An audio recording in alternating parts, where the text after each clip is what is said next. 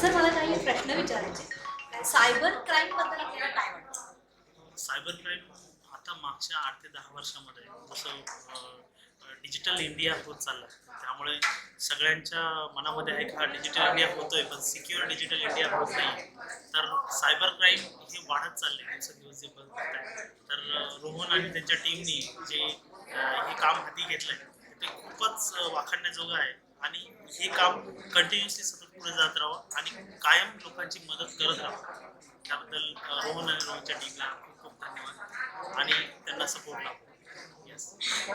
रोहन न्यायाधीश यांनी जे सुरू केलेलं आहे DTF आणि GCCH याबद्दल आपल्याला काय माहिती आहे? त्यांनी पोलिसांबरोबर काम केलेलं आहे आणि बाकीच्या लॉयर्स वगैरे बरोबर ते पण काम करत आहेत. चांगल्या प्रकारचं काम आहे, कारण की बहुतेक साऱ्या अशा प्रोसेस असतात त्या ज्या टेक्निकली म्हणजे लॉयरला जमणार नाही किंवा पूर्णपणे ते पोलिसांना पण जमणार नाही. जसे की हॅश व्हॅल्यू काढणे, अशा भरपूर साऱ्या गोष्टी आहेत. तर ती त्यांची टीम चांगल्या प्रकारची करते आणि परफेक्शन आहे, त्यामुळे ते सर्टिफाईड पण आहे.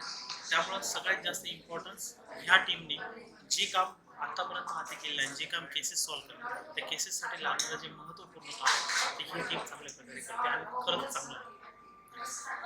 हे काम केलं जातं, हे याचा कुठेही उल्लेख केला जातो किंवा गौरव सोहळा आयोजित केलेला जातो. तर आज हा गौरव सोहळा जो आयोजित केलेला आहे त्याबद्दल तुम्हाला काय वाटतं आणि तो गरजेचा आहे? हा गौरव सोहळा खरंच गरजेचा आहे. त्याचं कारण असं, कारण की ही जी गोष्ट आहे हे पडद्यामागचे कलाकार आहे.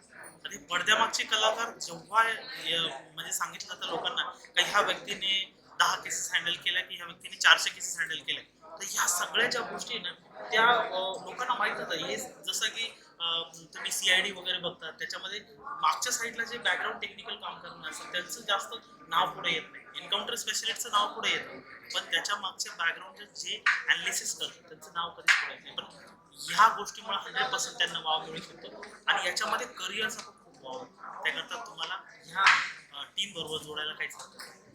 थँक्यू सो धन्यवाद. मच. जय हिंद.